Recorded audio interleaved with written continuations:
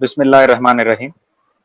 अल्हम्दुलिल्लाह रब्बिल आलमीन वस्सलातु वस्सलामु अला रसूलिहिन नबील करीम। अम्मा बाद फ़क़ाल अल्लाहु तआला फ़िल क़ुरआनिल मजीद व सदक़ रसूलिहिन नबील करीम। अल्लाह का बेहद शुक्र और एहसान है कि अल्लाह ताला ने हम सबको पैंडेमिक जैसे माहौल में भी ऑनलाइन के ज़रिए से कनेक्ट होते हुए मुख्तलिफ प्रोग्राम्स ऑर्गेनाइज करने का मौका इनायत फरमाया है टेक्नोलॉजी को इस्तेमाल करते हुए। इस पर भी हम अल्लाह रब्बुल इज़्ज़त का शुक्रिया अदा करते हैं और अल्लाह ताला से दुआ करते हैं कि इस वबा को इस दुनिया से जल्द खातिमा फरमाए। अजीज सामीन, मैं ज़्यादा वक्त लिए बगैर बिल्कुल इफ्तिताहन ये चीज़ें कि जो प्रोग्राम का हमारा ये मकसद था, history of Palestine and the people of Israel, ये जो उन्वान जो सीरीज ऑफ प्रोग्राम का जो इनेकाद आज से हमने शुरू किया है, जो फ़लस्तीन में जो हालात चल रहे हैं उन तमाम चीज़ों से आप लोग सोशल मीडिया और मुख्तलिफ मीडिया के ज़रिए से वाकिफ़ होंगे। इसमें अहम कंसर्न हम लोग ये प्रोग्राम को रखने का मकसद ये था कि जो बनी इसराइल का जो असल उनकी जो साख है, कहाँ से है, वो हिस्ट्री, वो तमाम चीज़ें हमारे सामने आए। क्योंकि जो अभी जो स्टूडेंट कम्युनिटी यूथ है, एक बड़ा तबका जो बैकग्राउंड की चीज़ें को नहीं जानता है, जो मूसा अलैहिस्सलाम से शुरू होते हुए फिर दाऊद अलैहिस्सलाम, सुलेमान अलैहिस्सलाम, फिर अल्लाह के रसूल सल्लल्लाहु अलैहि वसल्लम, फिर उसके बाद की जो हालात हैं, वो तमाम चीज़ें मुख्तसर तारीख तो हम जानते हैं, लेकिन जो बनी इसराइल की शुरुआत कहाँ से हुई है, वो चूँकि फ़लस्तीन लैंड ऑफ प्रॉफिट्स कहा जाता है, वहाँ पर मुख्तलिफ अंबिया आए हैं, एक बड़ी उससे कनेक्टेड है। वो तमाम तफसीलात इंशाल्लाह हमारे जो गेस्ट स्पीकर है वो 5 दिन के सीरीज में मुख्तलिफ चीज़ों पर डिटेल में रखने की कोशिश करेंगे। मैं आप तमाम लोगों से भी गुजारिश करता हूँ कि ये 5 दिन आप ठीक 8:30 बजे ऑनलाइन इसी तरीके से कनेक्ट हो जाएं, तो हर दिन की जो लिंक है वो शेयर होते रहेगी। इसमें 8:30 से 9:30 तक प्रोग्राम रहेगा। ये तमाम तफसीलात आपके सामने इसके ज़रिए से इंशाल्लाह हम रखने की कोशिश करेंगे। मैं अब्दुल समद आमदी भाई का बहुत तहे दिल से इस्तकबाल भी करता हूँ इस प्रोग्राम में, और उनके लिए दुआ गो भी हूँ कि अपने तमाम मसरूफियात के बावजूद भी आपने 5 दिन के लिए हमको आपका कीमती वक्त दिया है और अहम टॉपिक पर, तो इंशाल्लाह इस प्रोग्राम से हम भी फ़ायदा उठाएंगे और मज़ीद हमारे जो दोस्त है, रिश्तेदार है, उनको भी इससे इस्तेफादे के लिए हम उनको भी इत्तला देते रहेंगे इंशाल्लाह। अल्लाह से दुआ है कि अल्लाह ताला जिस मकसद के तहत हमने इस प्रोग्राम को ऑर्गेनाइज करने की कोशिश की है उसमें कामयाबी अता फरमाए। व आखिरु दावाना अनिल हम्दुलिल्लाहि रब्बिल आलमीन। अल्हम्दुलिल्लाहि रब्बिल आलमीन वस्सलातु वस्सलामु अलल अंबियाइ वल मुरसलीन वल आक़िबतु लिल मुत्तक़ीन। क़ाल तआला औज़ु बिल्लाहि समीउल अलीम मिनश शैतानिर रजीम। बिस्मिल्लाहिर रहमानिर रहीम। सुब्हानल्लज़ी असरा बिअब्दिही लैलन मिनल मस्जिदिल हरामी इलल मस्जिदिल अक़सा अल्लज़ी बारकना हौलहु लिनुरियहु मिन आयातिना इन्नहु समीउल अलीम। ब्रदर मुकर्रम सैयद अज़हरुद्दीन और प्रोग्राम के कन्वीनर ब्रदर, हम इस सीरीज़ की जो इम्पोर्टेंस है 3 अलग अलग एस्पेक्ट्स की वजह से है उसकी इम्पोर्टेंस। एक उसका रिलीजियस एस्पेक्ट है, दूसरा उसका पॉलिटिकल एस्पेक्ट है, और तीसरा उसका इकोनॉमिकल एस्पेक्ट है। इन तीनों एस्पेक्ट्स के हिसाब से ये सीरीज़ बहुत इम्पोर्टेंट है। तो हमारी सीरीज़ में हो सकता है कि ज़्यादा हमारा एस्पेक्ट रिलीजियस या पॉलिटिकल वाला रहे, लेकिन कुछ इकोनॉमिकल एस्पेक्ट्स भी इसके अंदर आते रहेंगे। तो अर्ज़ फ़िलिस्तीन के ताल्लुक़ से जब बयान किया जाता है तो आम तौर पे हम मुसलमानों में जो पहली गलती है वो ये है, उसका नाम सही नहीं लेते। नाम तो वैसे हम नबी का भी सही नहीं लेते।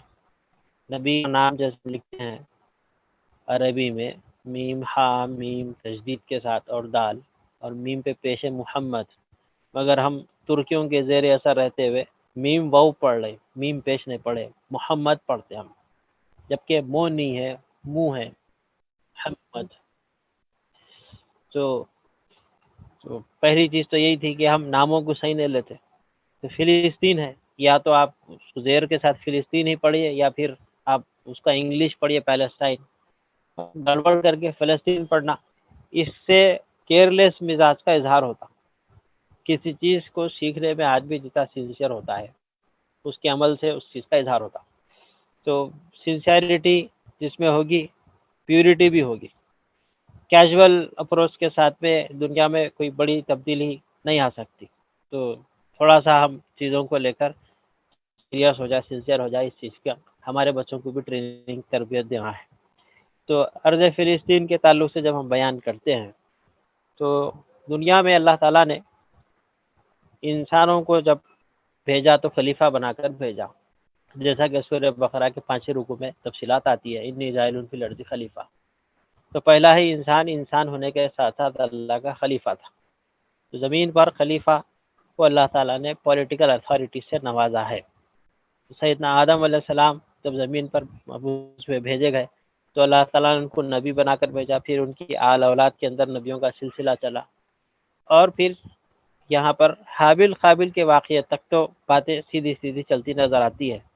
حابل قابل کے واقعے کے وقت ایک جو تبدیلی آئی سماج میں وہ یہ تھی کہ ایک مدت تک لوگوں نے قابل کو برا سمجھا کیونکہ اس نے اپنے بھائی کا قتل کر دیا تھا. وتھ ٹائم، وقت کے چلتے چلتے چلتے ایک چھوٹا سا طبقہ ایسا بھی پیدا ہو گیا جس کا یہ ماننا تھا کہ ٹھیک ہے، قابل کے دل میں خواہش پیدا ہو گئی تھی مخصوص لڑکی سے شادی کرنے کی، ایسا کوئی بہت بڑا جو ہے معاملہ نہیں تھا. تو یہ بات کی تبدیلی سماج کے اندر انسانوں کو 2 طبقوں میں بانٹ دیتی ہے. ایک طبقہ وہ ہے جو کہ جرم کو جرم سمجھتا ہے، منکر کو منکر سمجھتا ہے، اور نیکی کو نیکی، معروف کو معروف سمجھتا ہے. اور دوسرا طبقہ وہ ہے جہاں پر یہ ڈیفرنس کی لائن مٹنا شروع ہو جاتی. منکر کو معروف سے جدا الگ دیکھنے کا مزاج آہستہ آہستہ گھٹتے چلا جاتا. تو زمین پر سیدنا آدم علیہ السلام کی ذریت میں یہ ڈیفرنس آہستہ آہستہ مٹنا شروع ہو گیا. اتنا مٹا کہ وقت میں قابل کے چاہنے والوں کی تعداد زیادہ ہو گئی، اور جو مظلوم تھا حابل اس کی حقیقت کے اوپر کچھ اور پردے پڑ گئے. تو انسانوں کی رہنمائی کے لیے نبیوں کا سلسلہ چلا. اس کے بعد میں تاریخ میں ہم دیکھتے ہیں کہ شیس علیہ السلام ہے، ادریس علیہ السلام ہے، نوح علیہ السلام ہے. یہ سلسلہ ایسے ہی چلا یہاں تک کہ ہم دیکھتے ہیں کہ نوح علیہ السلام کے بعد میں آتے ہیں سیدنا ابراہیم علیہ السلام، ابو الانبیاء. ان کا لقب ہے ابو الانبیاء. ویسے ہم کو عادت ہے ہم ہر نام کے ساتھ میں کچھ نہ کچھ ٹائٹلز لگائی دیتے ہیں، القاب لگائی دیتے ہیں. تو سیدنا آدم علیہ السلام کے بعد ہم دیکھتے ہیں جتنے نبیوں کا سلسلہ ہمیں ملتا ہے، نوح ہے تو نوح نجی اللہ، چونکہ طوفان سے اللہ ان کو بچایا تھا. ایسے ہی ابراہیم علیہ السلام کا ایک ٹائٹل تو قرآن خود بیان کرتا ہے، ابراہیم خلیلہ سے ڈیرائیو کرتے ہوئے خلیل اللہ. دوسرا ٹائٹل جو ہے ابراہیم علیہ السلام کا وہ ابو الانبیاء ہے. جیسے نوح علیہ السلام کو آدم ثانی کہتے ہیں، ویسے ہی ابراہیم علیہ السلام کو ابو الانبیاء کہتے ہیں. تو یہ جو ٹائٹل ابراہیم علیہ السلام کو ابو الانبیاء ملا وہ اس لیے ملا کہ اللہ تعالیٰ نے ابراہیم علیہ السلام کے گھرانے میں ان کے بچوں کو نبوت سے نوازا، لہذا نبیوں کے باپ تو وہ ہوئے ہی ہوئے. ایک تو بات یہ تھی. دوسری بات یہ تھی کہ کعبۃ اللہ کی تعمیر کرتے وقت، بنائے کعبہ اٹھاتے وقت ابراہیم علیہ السلام نے جو دعائیں کی تھی، بہت ساری جو ہے دعائیں ہیں، وہ ایک دعا نہیں ہے، مختلف کئی دعائیں ہیں. اس میں ایک دعا تھی ابراہیم علیہ السلام کی کہ میری اولاد میں سے تو نبیوں کو اٹھائی ہو جو دنیا میں 4 کام کریں گے. وہاں پہ ان کے ساتھ ان کے بیٹے اسماعیل بھی تھے. دونوں کی مشترکہ دعائیں ہیں، وہ ربنا کے الفاظ کے ساتھ میں جو آتی ہیں. اللہ تعالیٰ نے دونوں کی دعاؤں کو قبول کیا، مگر اس کے اظہار کا طریقہ، اظہار کی شکل مختلف رہی. تو جہاں ابراہیم علیہ السلام نے دعا کی تھی کہ میری اولاد میں سے تو نبیوں کے سلسلے کو اٹھائے اللہ تعالیٰ جو دنیا میں تیرے جو ہے حکم کے مطابق 4 فرائض انجام دیں گے. ربنا وبس فیہم رسولا منہم یتلو علیہم آیاتک یعلمہم الکتاب والحکمہ ویزکی. یہ 4 باتیں تیری کتاب کی لوگوں کے سامنے جو ہے تلاوت کریں گے، لوگوں کو تعلیم دیں گے کتاب کی، حکمت کی، اور ان لوگوں کا تزکیہ کریں گے. تو ایک رکوع آگے اگر ہم بڑھیں تو وہاں پہ اللہ تعالیٰ کی طرف سے جواب بھی آ گیا، کما ارسلنا فیکم رسولا منہم، جیسا کہ ہم نے بھیجا تم میں رسولوں کا سلسلہ چلایا، جو کہ 4 کام کرتے رہے۔ ایک دوسری جگہ پہ لقد من اللہ کے الفاظ کے ساتھ آغاز ہوتا ہے کہ اللہ کا یہ احسان ہے کہ وہ تم لوگوں پہ نبیوں کے سلسلے کو چلاتا ہے، وہ مبعوث کرتا ہے جو تمہارے درمیان اس کی کتاب کے قرآن کی یا اس سے پہلے نازل ہونے والے کتابوں کی تلاوت کرتے ہیں، لوگوں کو تعلیم دیتے ہیں کتاب کی یعنی قانون کی اور حکمت کی، اور اس کے ساتھ ساتھ ان کا تزکیہ بھی کرتے ہیں۔ اب یہ سورہ جمعہ میں بھی ملتا ہے ہم کو، سورہ آل عمران میں بھی ملتا ہے، بقرہ میں 2 بار آ گیا۔ تو یہ 4 ایسے آبجیکٹیو تھے جو قرآن میں ریپیٹڈلی بیان کیے گئے۔ تو ابراہیم علیہ السلام کی جو دعا تھی اولاد میں نبیوں کو اٹھا، اللہ تعالیٰ نے قبول کی۔ ابراہیم علیہ السلام کی بہت ساری دعائیں قبول ہوئی ہیں، کچھ دعائیں ابراہیم علیہ السلام کی ایسے قبول ہوئی کہ آج دنیا میں اس کو جا کر ہم دیکھ سکتے ہیں بطور پروف کے۔ جیسے ابراہیم علیہ السلام کی ایک دعا تھی کہ مکۃ المکرمہ کو لوگوں کے لیے امن کا شہر بنا، ربی جعلنی ھذا بلد امنا۔ نتیجتاً ہم دیکھتے ہیں کہ مکۃ المکرمہ جائے امن رہا ہے۔ تاریخ میں بہت ساری جنگیں ہوئی، عرب کے اندر قبائل لڑتے رہے، لیکن مکۃ المکرمہ امن کی جگہ رہا۔ آگے ان کی دعا تھی وَارْزُقْ أَهْلَهُ مِنَ الثَّمَرَاتِ، تیرے نظام میں جو پھل اگتے ہیں، جو اناج اگتے ہیں، اے اللہ اس شہر کے لوگوں کو اس سے تو رزق مہیا فرما۔ تو ایک ایسی وادی جس کا ڈسکرپشن قرآن میں آتا ہے وادی غیر ذی زرع، جہاں پہ ایک ہرا تنکا نہیں اگ سکتا، ریگستان اور گرمی، مٹی پتھر اور گرمی اتنی زیادہ کہ دانہ ریت پہ پڑ جائے تو بھن جائے، ویسی وادی میں ہم اپنی آنکھوں سے آج بھی جا کر دیکھ سکتے ہیں کہ ساری دنیا کے پیدا ہونے والے پھل اناج ثمرات وہاں پر پہنچتے ہیں، لوگ بھی پہنچتے ہیں آج کے زمانے میں کونے کونے سے، اور کھانے کی اشیاء بھی وہاں پہ پہنچتی ہے۔ ایسے پھل جن کے نام ہم کو نہیں معلوم، جن کی شکلیں ہم پہلی بار دیکھتے ہیں، جن کے ذائقے سے ہم واقف نہیں ہیں، وہاں وہ سب آ رہے ہیں اور ان کے کھانے والے بھی آ رہے ہیں۔ ابراہیم علیہ السلام کی دعائیں جو قبول ہوئی ہے، تو میری اولاد میں سے نبیوں کے سلسلے کو چلا، یہ دعا ہمارے آج کے ٹاپک سے ریلیٹڈ ہے، اس لیے تھوڑا دور سے بیک گراؤنڈ لے کر میں آیا۔ تو دعا جو ابراہیم علیہ السلام نے کی تھی کہ میری اولاد میں سے نبیوں کا سلسلہ چلا، اور اسماعیل علیہ السلام نے بھی کی تھی، تو دونوں کی دعائیں اس معاملے پہ قبول ہوئی۔ ابراہیم کے دونوں بیٹے، اور بڑے بیٹے اسماعیل، چھوٹے بیٹے اسحاق، دونوں کو اللہ نے نبی بنایا۔ ایک اور رشتہ دار تھے لوط علیہ السلام، ان کی پرورش ابراہیم علیہ السلام کے زیر سایہ ہوئی تھی، اللہ نے ان کو بھی نبی بنایا۔ پھر اسماعیل بھی شریک تھے دعا میں، ان کی دعا جو قبول ہوئی وہ بعد میں سامنے آئی۔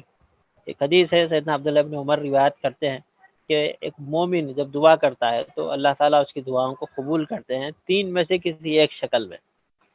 پہلی شکل یہ ہو سکتی ہے کہ جو مانگا، جیسا مانگا فوراً ویسے اس کو دے دیا جائے۔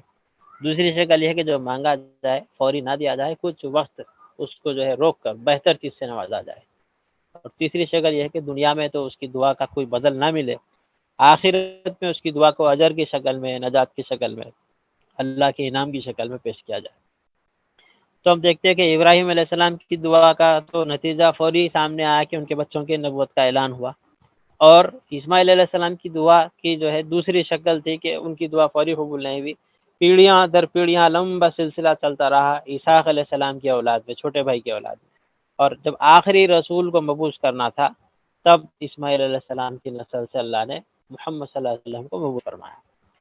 تو یہ جو کعبۃ اللہ کی تعمیر کے وقت ابراہیم علیہ السلام کی دعا تھی اولاد میں سے نبیوں کے سلسلے کو چلا، تو سلسلہ چلا، اسماعیل علیہ السلام اور اسحاق علیہ السلام دونوں نبی بنے۔ اب اسماعیل علیہ السلام کی تاریخ ہمارے موضوع سے انڈائریکٹلی ریلیٹڈ ہے، اس لیے اس کی ڈیپتھ میں ہم نہیں جائیں گے۔ اسحاق علیہ السلام کی جو آل اولاد ہے اس کا ہمارے سیریز سے تعلق ہے، اس کے تعلق سے ہم بات کریں گے۔ تو ابراہیم علیہ السلام جب اپنے وطن سے نکلتے ہیں، وہ جو سویلائزیشن تھی وہ بیبیلونین سویلائزیشن ہے۔ بیبیلونین سویلائزیشن کا ایک بڑا مرکز، ایک بڑا شہر تھا جہاں پر نمرود کی بادشاہت چلتی تھی، اور نمرود کی بادشاہت سے ابراہیم علیہ السلام متنفر ہوئے اور اس کو چھوڑ کر مصر گئے۔ جانے سے پہلے والد کو دعوت دیے دین کی، قوم کو دعوت دیے دین کی، بادشاہ کو دعوت دیے دین کی، لیکن لوگ قبول کرنے حق تیار نہ تھے، تو ابراہیم علیہ السلام اپنی بیوی سارہ کو لے کر شہر چھوڑ کر نکلتے ہیں، لوط بھی ہے ساتھ میں، اور اور کے مقام کو چھوڑ کر وہ دو دریاؤں کے درمیان جو ڈیلٹا تھا اس وادی سے گزر جاتے ہیں، یعنی یوفریٹ اور ٹگریس جو دریائیں ہیں، دجلہ اور فرات، ان کے درمیان کا جو ڈیلٹا ہے وہ زرخیز علاقہ ہوتا ہے بہت، وہاں سے نکل کر میسوپوٹامیا بھی آپ کہہ سکتے ہیں، پرانے دور کا تو یہ نام ہے، میسوپوٹامیا تھا وہی ریجن پورا، وہ وہاں سے نکل کر جاتے ہیں پڑاؤ کرتے کرتے، بیچ پہ تھوڑا سا وقفہ لیتے ہوئے، اور پہنچتے ہیں مصر۔ مصر میں فرعون کی حکومت تھی، اور یہ فرعون اولا ہے۔ تاریخ میں 4 فرعون بہت مشہور ہوئے ہیں۔ فرعون منصب کا نام ہے، آدمی کا نام نہیں ہے۔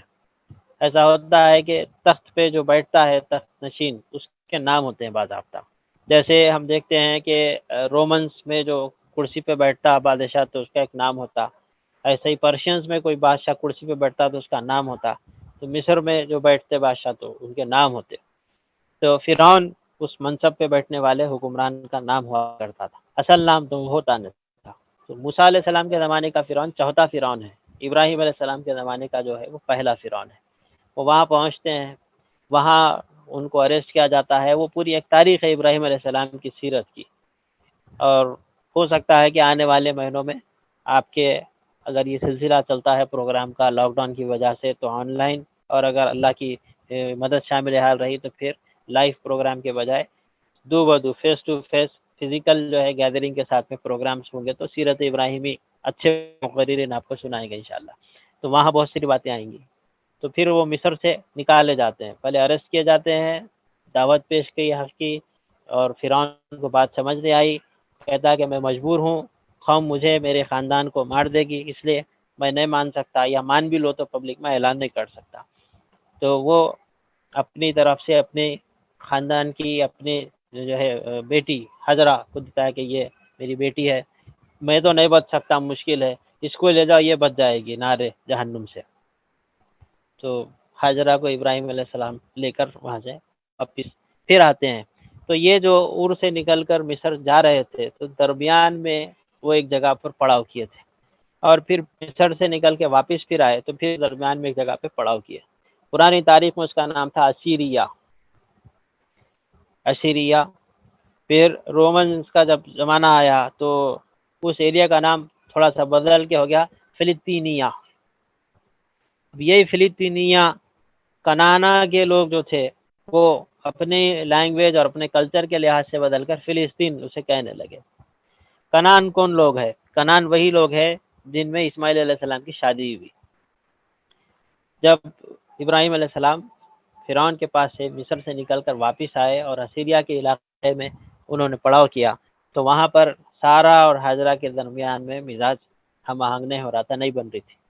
اللہ نے حاجرہ کے ذریعے سے اولاد سے نوازا، تو ابراہیم علیہ السلام بی بی حاجرہ کا اور بیٹے اسماعیل کا زیادہ خیال کر رہے تھے، تو بی بی سارہ کو بات پسند نہیں آ رہی تھی۔ پھر اللہ کا ہی حکم ہوا کہ حاجرہ اور اسماعیل کو یہاں سے لے کر تم نکلو اور آگے بڑھو۔ تو جیسے جیسے ہدایت ہوتی گئی ابراہیم علیہ السلام وہاں سے ساؤتھ میں اترتے گئے، اور جنوب میں جو ہے اترتے ہوئے وہ ایک ایسے مقام پہ پہنچ گئے جہاں پر 5 پہاڑوں کے بیچ کی ایک ویلی ہے۔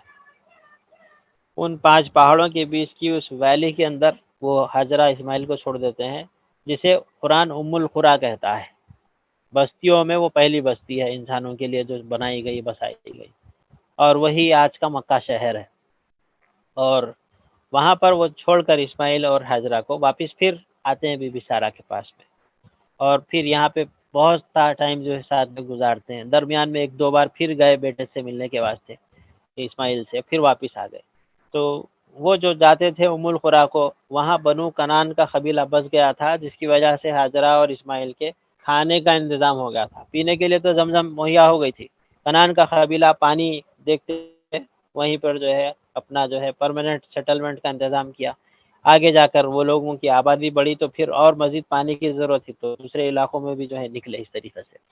تو ہم دیکھتے ہیں کہ یہ جو فلسطینیہ تھا رومنز کا نام، اس کو بگاڑ کر بنو کنان کے لوگوں نے فلسطین کیا، اور تاریخ میں تب سے یہ نام یہی کہلاتا ہے، فلسطین۔ تو ابراہیم علیہ السلام آ کر اس مقام پر جو ہے بس گئے۔ اس زمانے کی آبادی کا آؤٹسکٹ تھا، وہ شہر کے بیچوں بیچ نہیں تھا، آؤٹسکٹ میں وہ رہتے تھے. اور عادت تھی، معمول تھی کہ شہر میں جو بھی داخل ہوتے اور شہر سے باہر نکلتے تو ان کو پکڑ کر ابراہیم علیہ السلام دعوت توحید دیتے تھے. ان کو مہمان بناتے، لا کے اپنے ڈیرے میں جو ہے وہ قیام کرواتے کیمپ میں، اور ان کی ضیافت کرتے. قرآن مجید میں اس کا جو ہے ایک واقعہ بھی آتا ہے کہ فرشتوں کی ایک جماعت انسانی شکل میں وہاں پر مہمان بن کر آ گئی، اور ابراہیم علیہ السلام ان کو جو ہے اپنے کیمپ پہ لے آئے اور میزبانی کے آداب کے لحاظ سے دسترخوان بھی چن دیے. اور فرشتوں کی طرف سے جب یہ وضاحت ہوئی کہ ہم تو انسان نہیں ہے، فرشتے ہیں، ہم کو کھانے کی حاجت نہیں ہے، اور ہم دو قسم کی خبریں لے کر آئے ہیں، ایک اچھی اور ایک بری. اچھی خبر یہ ہے کہ اللہ تعالیٰ آپ کو، آپ کی اولاد کو نوازنے والا ہے، نبوت سے نوازنے والا ہے. ایک تو سارا، دوسرا یہ کہ آپ کی اولاد چلے گی. تو یہاں جو بات ہو رہی تھی، فرشتے بات کر رہے تھے بی بی سارا سے. چونکہ پروگرام کا تعلق فلسطین سے ہے تو میں قرآن کی اس گرامیٹیکل آرگیومنٹ میں نہیں جا رہا ہوں، ورنہ اسی میں ہم جو ہے ڈوب جاتے. تو فرشتوں نے وہاں پر بی بی سارا کو کہا کہ اللہ تمہیں اولاد سے نوازنے والا ہے. تو قرآن کہتا ہے فتو ذکی، وہ ہنسنے لگی حیرت سے، لیکن ایسا کیسے ہو سکتا، میں بوڑھی ہو گئی ہوں، بانجھ ہوں، اور میرے شوہر بھی بوڑھے ہیں، اب اس موقع پر کی خوشخبری. تو بولے کہ اللہ کا تو فیصلہ ہے، تم بانجھ ہو یا تمہارا شوہر بوڑھا ہو، خدا کے فیصلے کے سامنے یہ ریزن نہیں کھڑے سکتے. نہ صرف بیٹے کی بشارت بلکہ پودرے کی بھی بشارت دی گئی. اگر ہم پڑھیں قرآن میں تو ڈسکرپشن میں آتا ہے کہ تمہیں ایک غلام حلیم دیا جائے گا، یعنی اسحاق، اور پھر اس کے بعد اس کی اولاد بھی چلے گی، یعنی اسحاق علیہ السلام کے اولاد کے طور پر یعقوب کی بھی بشارت آ گئی. اور دوسری جو خبر تھی وہ تھی کہ ابراہیم علیہ السلام کے ایک ڈیپیوٹیڈ نبی تھے لوط علیہ السلام، جو کہ سدوم بستی کے لوگوں رہنمائی لے گئے ہوئے، تو وہاں عذاب کا فیصلہ تھا، تو پھر فرشتے یہاں سے وہاں عذاب نازل کرنے کے لیے چلے گئے. تو یہ ہماری تاریخ کا دوسرا بڑا نقطہ ہے.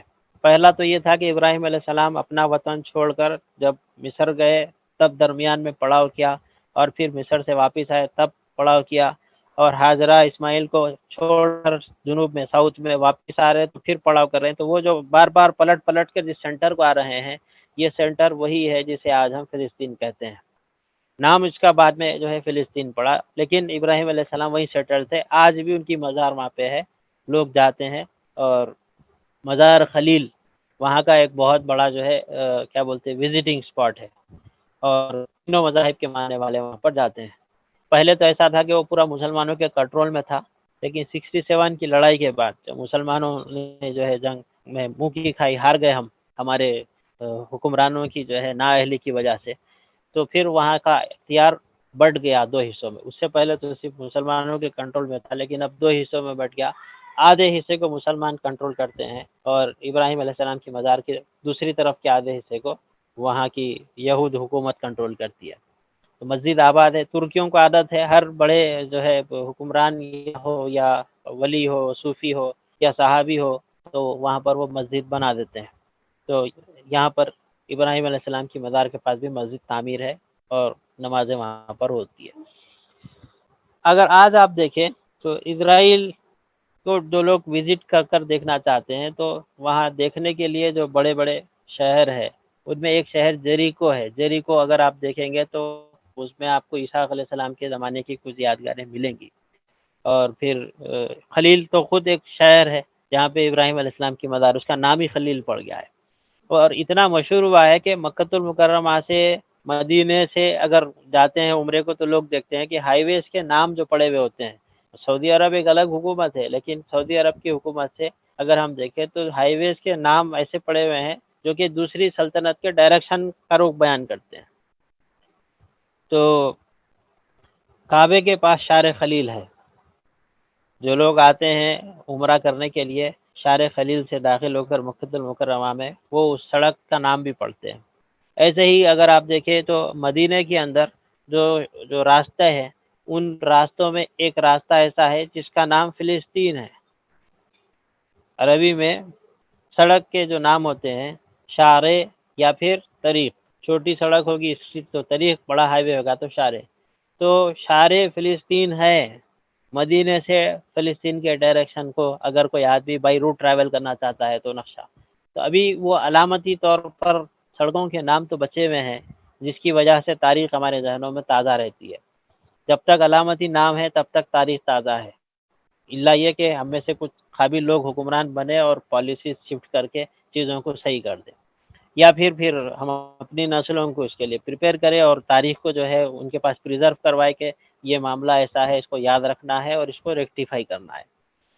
پھر ہم دیکھتے ہیں کہ ابراہیم علیہ السلام وہاں پر ساؤتھ میں بڑے بیٹے کے ساتھ میں جب تعمیر کیے کعبۃ اللہ کی، تو اس کے تھوڑے سے عرصے بعد یہاں پر بھی وہ ایک مسجد تعمیر کرواتے ہیں فلسطین میں اپنے چھوٹے بیٹے اسحاق کے ساتھ میں.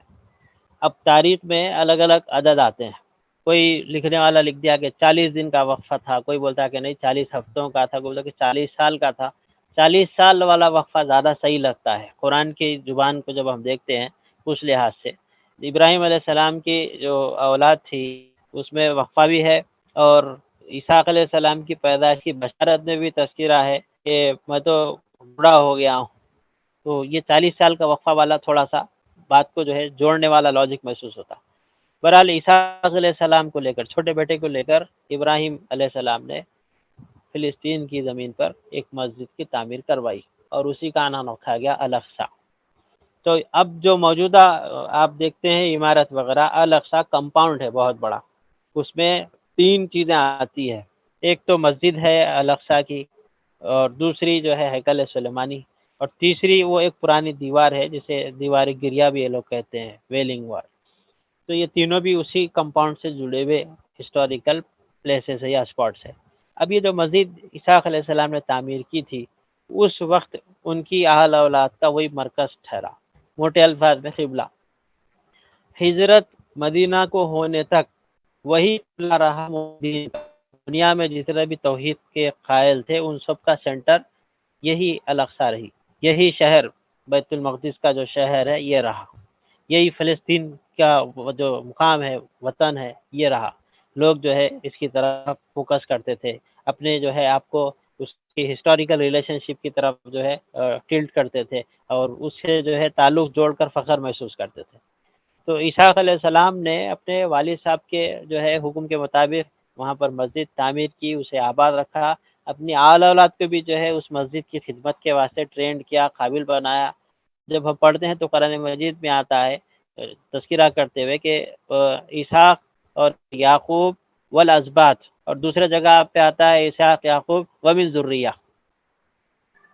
ایک تو یہ کہ خود ابراہیم علیہ السلام دعائیں کرتے تھے اپنی آل اولاد کے لیے کہ ربی جعلنی مقیم الصلاۃ ومن ذریتی، مجھے تو اے اللہ تو نمازی رکھ اور میری آل اولاد کو بھی تو اس کی عادت جو ہے ڈال نمازی کی. تو ہم دیکھتے ہیں کہ ابراہیم علیہ السلام کی اولاد مسجدیں بناتی ہے، مسجدوں میں نماز کے لیے جاتی ہے، اس کو آباد رکھتی ہے. مقیم الصلاۃ کا جو تذکرہ ہے وہ ہمیں لائیو ملتا ہے، وہاں پر بھی ملتا ہے، یہاں پر بھی ملتا ہے. اب اسحاق علیہ السلام نے جو مسجد بنائی تھی، چونکہ اب وہ ان کی قوم کا کیپٹل بن گیا اور لوگ اس کی طرف ہی فوکس کرتے ہیں، وتھ ٹائم آہستہ آہستہ وہ قوم کے اندر اتار چڑھاؤ آتے رہے، یہاں تک کہ اسحاق علیہ السلام کو اللہ تعالیٰ نے جن بچوں میں سے نوازا، 2 بھائیوں کا واقعہ ہے قرآن مجید میں آتا ہے.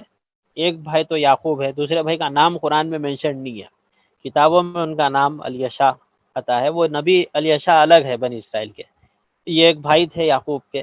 ان دونوں کے جھگڑے کے بارے میں قرآن ایک جو ہے واقعہ بیان کیا کہ یعقوب علیہ السلام نے اپنے بھائی کو تحفہ دے کر منا لیا، راضی کر لیا. واقعہ یہ تھا کہ بوڑھے جب ہو گئے تھے اسحاق علیہ السلام آخری دنوں میں، تو آرتھرائٹس کا مسئلہ تھا، گوشت کھا لیتے جوڑوں میں درد ہوتا تھا، تو پرہیز تھا، تو کبھی کبھار گوشت کھا سکتے تھے. تو خواہش اچانک ایسے ہو گئی کہ مجھے گوشت کھانا ہے بکروں کا، اور اسحاق علیہ السلام اس موقع پر اپنے دوسرے بیٹے یسع کے ساتھ میں تھے جس کے پاس میں بکروں کا ریوڑ نہیں تھا، اور وہ والد صاحب کو گوشت کھلانے کے لیے شکار کے لیے نکل گئے. ٹھیک ہے اب گوشت کھانے کی خواہش تو میں کچھ انتظام ہی کر کے لاتا ہوں. اسی بیچ یعقوب علیہ السلام کی وہاں سے آمد ہوئی، ساتھ میں بکروں کا ریوڑ وہ لے کر ہی آ رہے تھے والد سے ملنے. جیسے ہی وہ آئے ایک بکرا ذبح کے پکا کر اسحاق علیہ السلام کو کھلا دیے، اور اسحاق علیہ السلام نے بہت ساری دعائیں جو ہے بیٹے کو دی. تو وہاں پر اسحاق علیہ السلام کی دوسری بیوی موجود تھی، یسع کی والدہ سوتیلی ماں.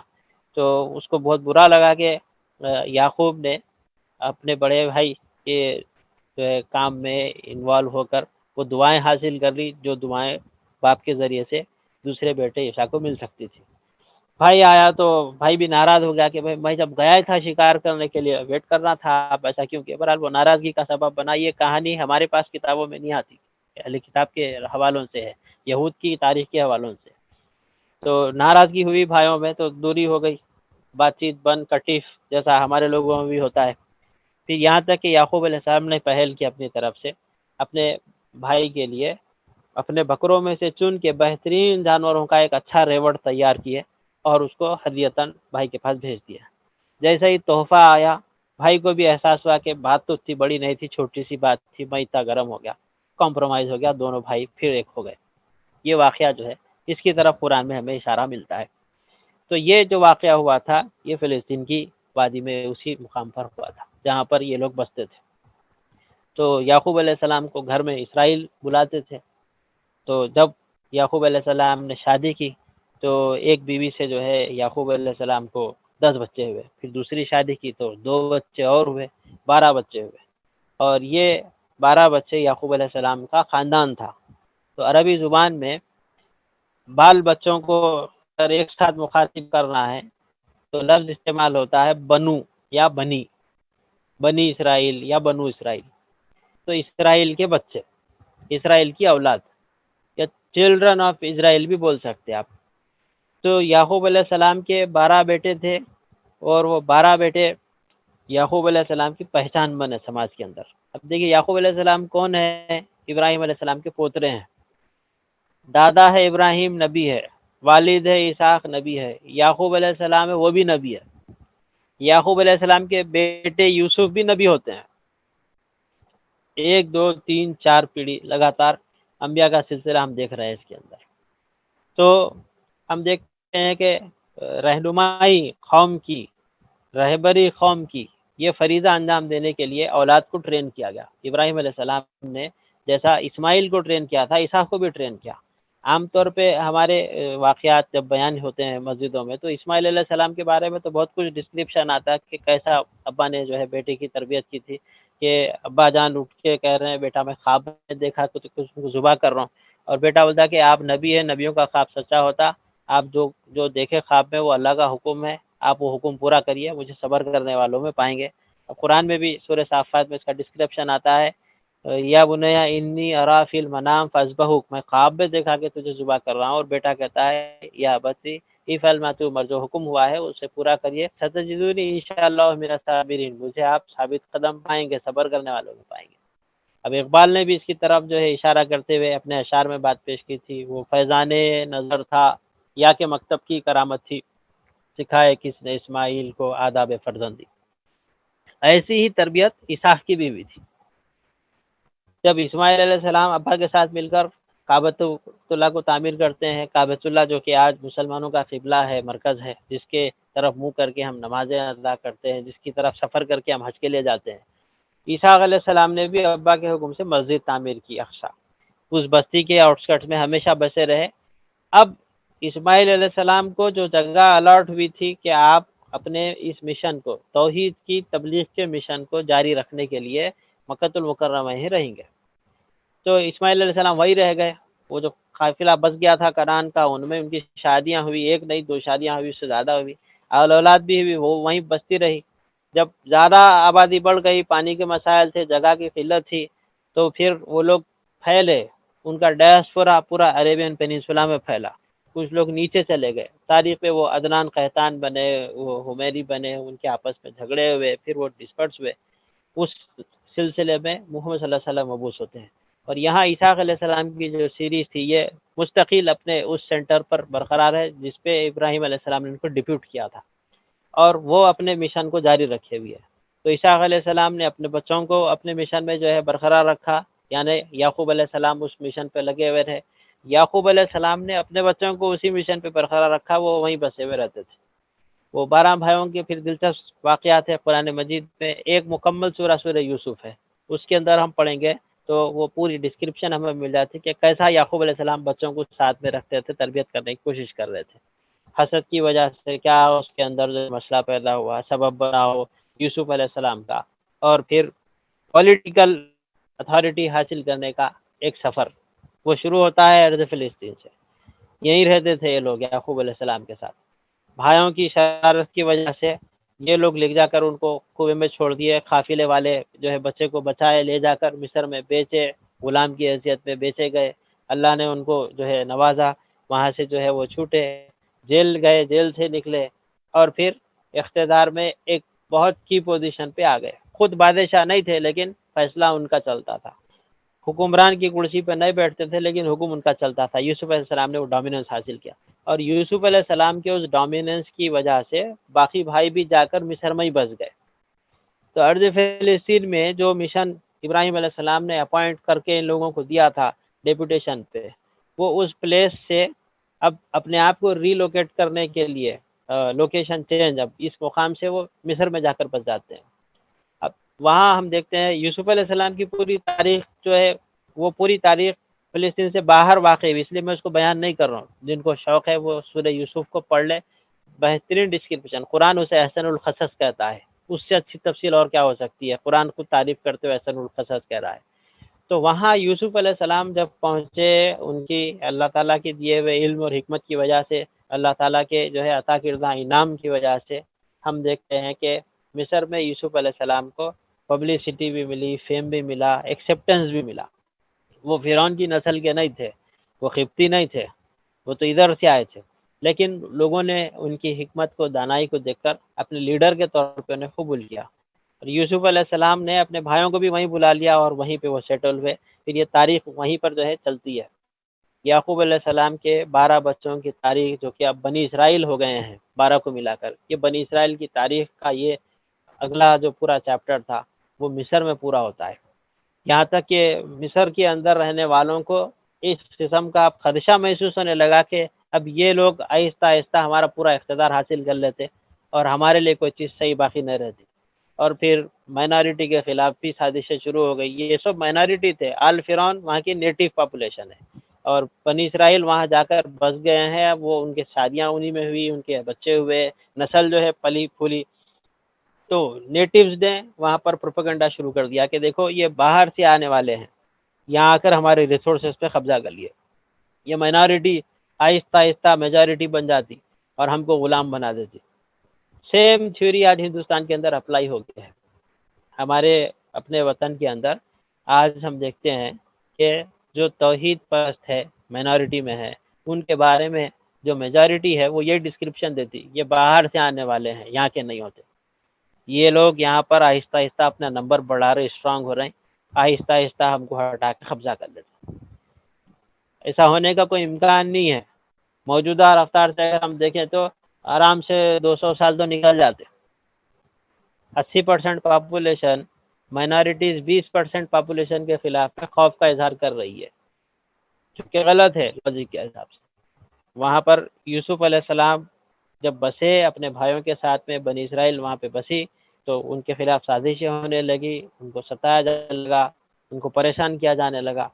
تو اس موقع پر ان کی نجات کے لیے اللہ تعالیٰ نے موسیٰ علیہ السلام کو بھیجا۔ تو ہمارے کل کے ایپیسوڈ میں ہم بنی اسرائیل کی اس تاریخ کو دیکھیں گے جب مصر کے اندر سے وہ ظلم زیادتی کی نجات حاصل کرتے اور واپس پھر سے جو ہے اس زمین پر آتے ہیں جہاں پر ابراہیم علیہ السلام نے اپنی اولاد کو چھوڑا تھا۔ تو وہ لینڈ ان کے لیے پرومسڈ لینڈ بن جاتی ہے اس حساب سے، کیونکہ چھوٹ گئی تھی، اللہ کا وعدہ تھا، تو پھر ان کو جو ہے وعدے کے حساب سے اس جگہ واپس ملے گی۔ اب یہ جو خطہ ہے، تھوڑا سا ہم اس کی جغرافی کو دیکھتے ہیں تو دنیا کے 3 بڑے کانٹیننٹس کے بیچ کا یہ سینٹر ہے۔ فلسطین کے اوپر یورپ ہے، نیچے اگر آپ دیکھیں تو پورا عربین پینیسولا ہے، اور اس کا حصہ تعلق جو ہے تو ایشیا سے، لیکن وہ سینٹر میں ہے، مڈل ایسٹ بولنا بہتر ہے اس کو۔ اس کے سارے رائٹ کا جتنا حصہ ہے وہ پورا ایشیا ہے۔ لیفٹ پہ اگر آ جائیں گے، مصر اس کو لگا ہوا ہے جو کہ افریقہ ہے۔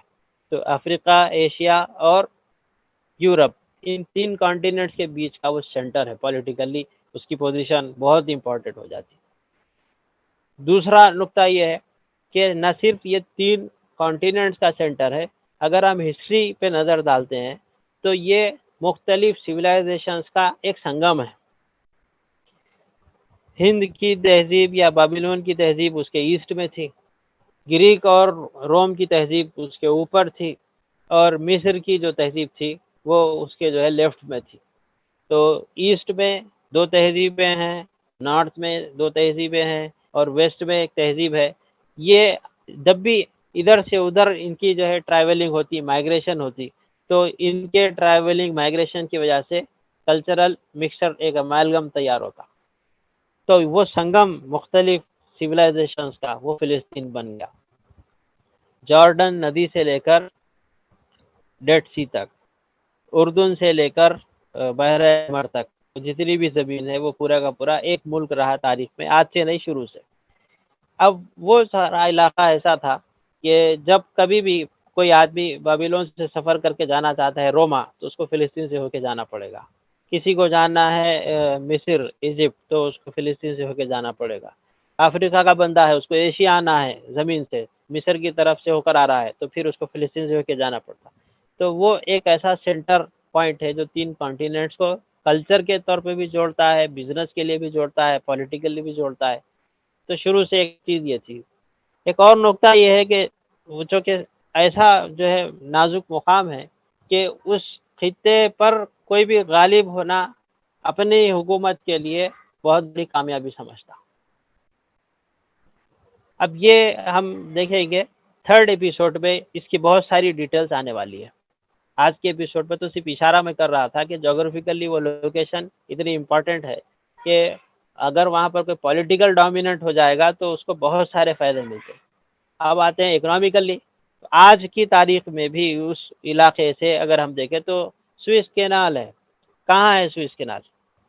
سوئس کینال کن دو کنٹریز کے بیچ سے جو ہے بنایا گیا؟ انسان کی کھودی ہوئی ایک ایسی نہر جو دو سمندروں کو جوڑتی ہے، وہ سوئس کینال دراصل اسی ارض فلسطین کے ویسٹ پر ہے، جس کی وجہ سے دنیا کے کاروبار کا 34% ٹریڈ چلتا ہے. سوئس کینال اگر بند کر دی جائے تو 34% ٹریڈ ڈسٹرب ہوتا ہے. خالی کشتی رک گئے تو کتنے دن مسائل ہو گئے لوگوں کے لیے. تو اس کی سگنیفیکنس اکنامک کی یہ ہے کہ اس کو سوئس کینال کو چھوڑ بھی دے تو اناج، غلہ، وسائل، منرلز اور دیگر دنیا کے ریسورسز، اس کی شفٹنگ کے لیے اس خطے سے ہو کر گزرنا ہے. آج سے نہیں، بہت پہلے سے تاریخ میں یہی چیز چلتی آ رہی ہے. اگر چین کا بنایا ہوا ریشم یا ہندوستان کا بنایا ہوا ململ لوگوں کو لے کر جانا ہے مصر کو یا یونان کو، تو فلسطین سے ہو کے جاتے تھے. اگر فلسطین میں پیدا ہونے والے زیتون اور انجیر حاصل کرنا ہے لوگوں کو، تو لوگ جو ہے فلسطین کے سفر کے لیے تیار ہوتے. تو اس زمین کو قرآن مجید میں اگر ہم دیکھنا چاہتے ہیں تو بہت سارے مقامات پہ ملتا ہے. ایک سورہ خاص طور پہ میں آج اس کا تذکرہ کروں گا، یہ اختتامی نقطہ ہوگا میری گفتگو کا. ہم عام طور پہ وہ سورہ بہت پڑھتے رہتے ہیں اپنی نمازوں پہ، والتین والزیتون وطور سینین وہذا البلد الامین. تو یہ تین، زیتون، طور سینین، یہ جو تین نام شروع میں آئے ہیں، یہ تینوں نام فلسطین سے جڑے ہوئے ہیں. والتین والزیتون وطور سینین، یہ تین ارض فلسطین سے جڑی ہوئی ہیں. ھذا البلد الامین وہ مکہ المکرمہ کو کہا جا رہا ہے. تو اور تھوڑا غور سے اگر ہم دیکھیں تو ایک بات سمجھ میں آتی اس کے اندر کہ تین اور زیتون بطور پھل کے نام آ گئے، یہ نہیں ہے. بہت سارے مفسرین نے اس کے بارے میں وضاحت کی ہے کہ تین اور زیتون دراصل ان ممالک کی طرف اشارہ ہے جہاں پر یہ کثرت سے پیدا ہوتے ہیں. تو سیریا ہے آج کا، اس زمانے میں سیریا الگ سے کوئی بہت بڑی کنٹری نہ تھا، روم کا حصہ ہوا کرتا تھا. تو فلسطین کے اوپر رومن کا غلبہ رہا، بہت لمبے عرصے تک رومیوں کا جو ہے اس کے اوپر غلبہ رہا. تو وہ لوگ اس خطے کو زیتون کی وجہ سے پہچانتے تھے. تو وہ رومنز کے اندر زیتون مقدس، یہ آئیڈیا آیا کہاں سے؟ یہ آیا یونان سے، گریک سے. آپ کو یاد ہوگا ایتھنز میں ایک اولمپک کا جو ہے وہ ہوا تھا کمپٹیشن، تو ہر جیتنے والے کے سر کے اوپر زیتون کے جو ہے کونلی ڈالیوں کے رنگ بنا کر سر پہ پہنائے جاتے تھے. وہ سمجھتے تھے کہ وہ وکٹر جو ہوتا ہے ان کی زبان میں، وکٹر یعنی جیتنے والا، تو اس کا تاج زیتون سے بنتا۔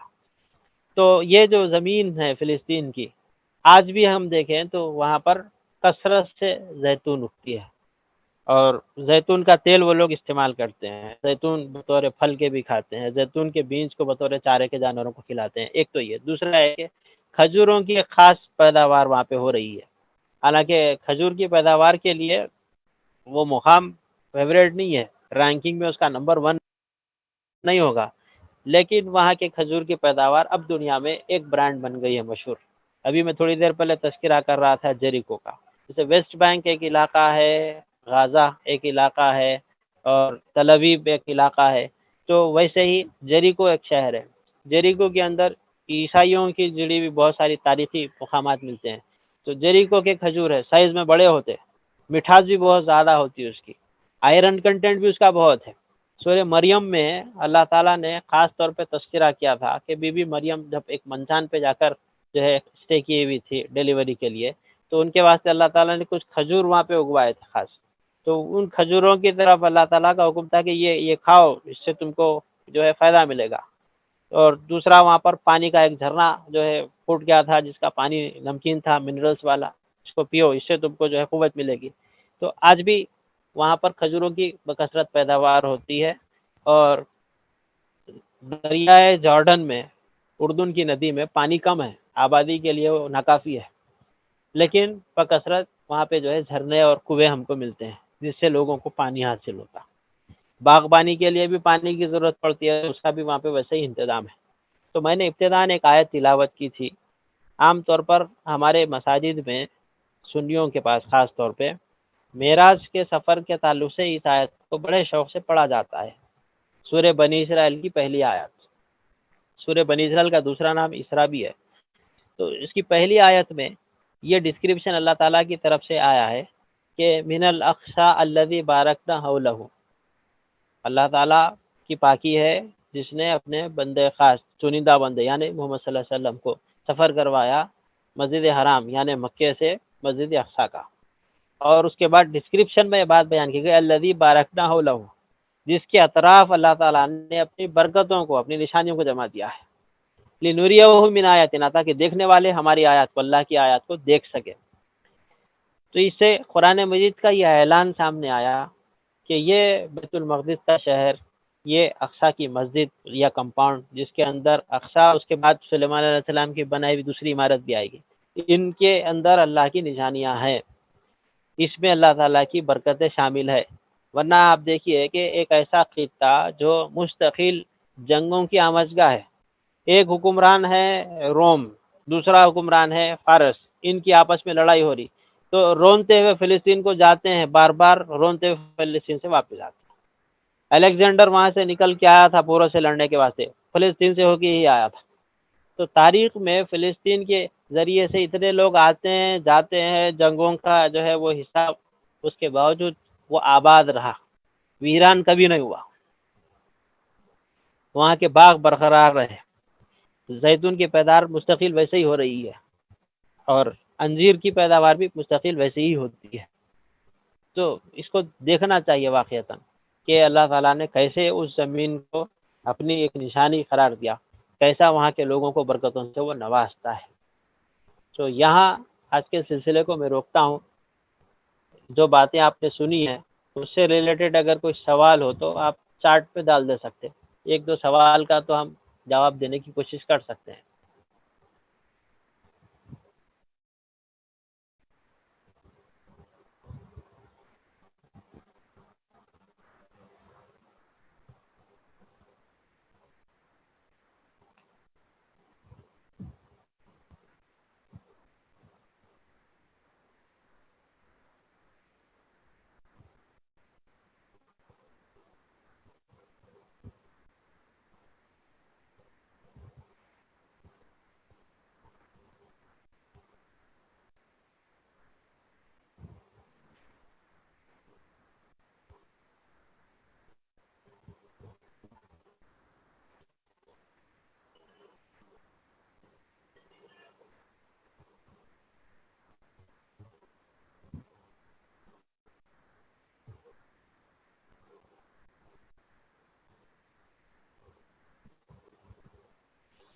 تو اس کا مطلب یہ ہے کہ میری بات بہت کلیئر تھی، لوگوں کے ذہن میں کوئی سوال اشکال پیدا نہیں ہو رہی.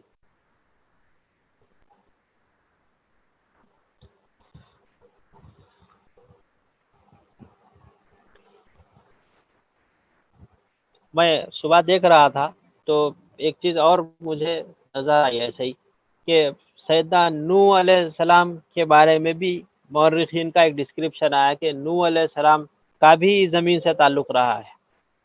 نوح علیہ السلام کا جو مقام تھا جہاں پہ وہ رہائش رکھتے تھے وہ بھی فلسطین ہے. یہ بھی بعض مورخین کا دعویٰ ہے، ثابت تو نہیں ہوتا لیکن ایک دعویٰ ضرور ہے کہ وہ بھی یہیں رہتے تھے اور جو ہے یہیں سے نکل کے ان کی کشتی جو ہے تیرتے ہوئے میڈیٹرینین سی سے گزری، آگے جا کے جودی پہاڑ کے اوپر جو ہے رک گئی.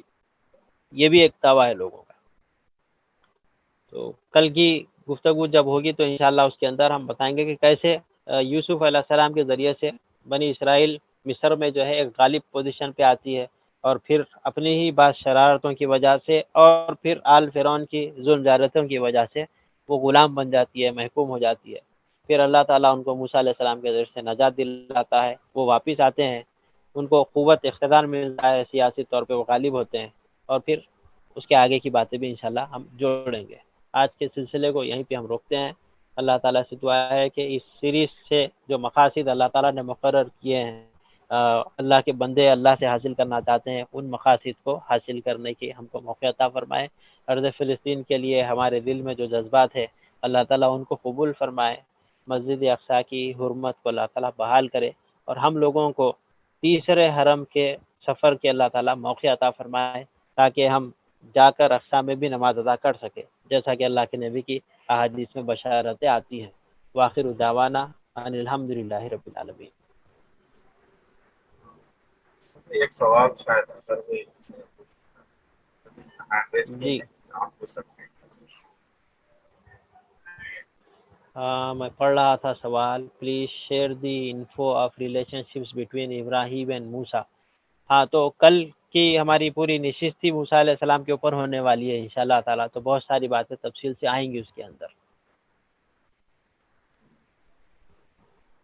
یہ رفتار چلیں گی نا تو میرے کو ایسا دکھ رہا ہے میں تھوڑا سلو جا رہا ہوں. اچھا پارٹیسپینٹس کے بھی اچھے ریسپانس آ رہے ہیں، آپ چیٹ باکس میں دیکھ رہے ہوں گے. جی بھائی جو لوگ سن رہے ہیں ان لوگوں سے میں تھوڑی دو چار باتیں بول دیتا ہوں. دیکھو میرے اپنے لوگ ہیں سب، یہ ماشاء اللہ سبحان اللہ والے ریسپانسز آپ کئی گزار رہے ہیں. آپ منہ سے بول لو، دعائیں دے لو، کافی ہے. کام کی باتیں ڈالو نا اس میں. اس لیے کہ اب ایک سوال پڑھنے کے واسطے میرے کو جو ہے 50 چیزیں اسکرال کرنا پڑا. ماشاء اللہ سبحان اللہ. بھائی ٹھیک ہے آپ کو اچھا دکھا ماشاء اللہ بول رہے سبحان اللہ بول رہے ہیں، بہت اچھی بات ہے، مگر جو پلیٹ فارم جس مقصد کے لیے اس کا ہم ویسا استعمال کریں.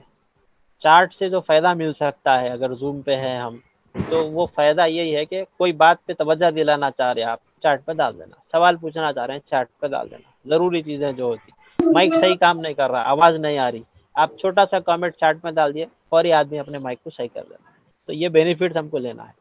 اب جو لوگ لائیو فیس بک پہ دیکھ رہے ہیں وہ فیس بک پہ دیکھنے والوں کی تو ایک دنیا ہی الگ ہے.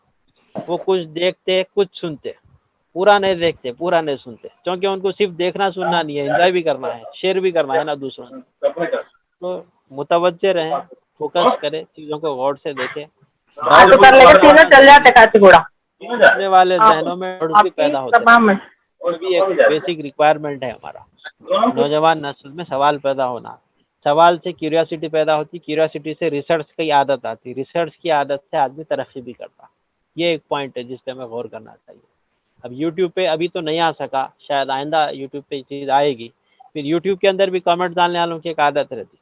تو بہت سارے لوگ جو ہے یوٹیوب کے اوپر اپنے سوال بھی ڈال دیتے، بہت سارے لوگ اپنے خود کی پبلسٹی کے لیے بھی اس کو یوز کر لیتے، اور بہت سارے لوگ جو ہے اختلاف ہے تو وہ بھی اس کے اندر ڈال دیتے. تو جگہ تو اوپن ہے لیکن اس کا بھی فائدہ اسی وقت ہوتا ہے جب آپ ٹاپک سے ریلیٹڈ چیزوں کے اوپر کچھ بات کریں، ایڈریس کریں. ٹپنی کرنا، کمنٹ کرنا، اس سے تبدیلی اب ہو نہیں سکتی. پروگرام ریکارڈ ہو جانے کے بعد جو ہے وہاں پہ آ رہا ہے، اب کیا تبدیلی ہوگی. ہاں آئندہ اگر پھر سیم ٹاپک کے اوپر کوئی اسپیکر بولے گا پڑھے ہوا ہے کامنٹ تو شاید وہ غلطیوں کو نہیں دہراتا، بہتر انداز میں اس کو پورا کر سکتا. تو ہاں ایک کام کی چیز آئی ہے اب تک جو چیزیں آئی اس پہ کوئی کتابیں پڑھنے کے لیے سجیسٹ کر سکتے کیا؟ تو الاٹیڈ ٹائم تو پورا ہو گیا، کل انشاءاللہ میں کتابوں کے ریفرنس سے اپنی بات کو شروع کرتا ہوں انشاءاللہ تعالی۔ وما علینا الا البلاغ۔ بہت بہت شکریہ ہمارے جتنے بھی پارٹیسپینٹس ہیں، میں آپ سب کا بھی مشکور ہوں، اور ایک آپ تمام حضرات سے بھی گزارش ہے کہ کل سیم ٹائم پہ آپ سب جو ہے جوائن ہو جائیں، اس کے ساتھ ساتھ اپنی فیملی ممبرس جتنے بھی اپنے ایسوسیٹس ہیں، تحریکی دوست ہیں، ان سب کو انوائٹ کریں۔ بہت بہت شکریہ، جزاک اللہ خیر کثیرا۔ السلام علیکم۔ یہی لنک کے ساتھ آپ جوائن ہو سکتے ہیں۔ اس کے ساتھ ہم لوگ ابھی اس پروگرام کا اختتام کریں۔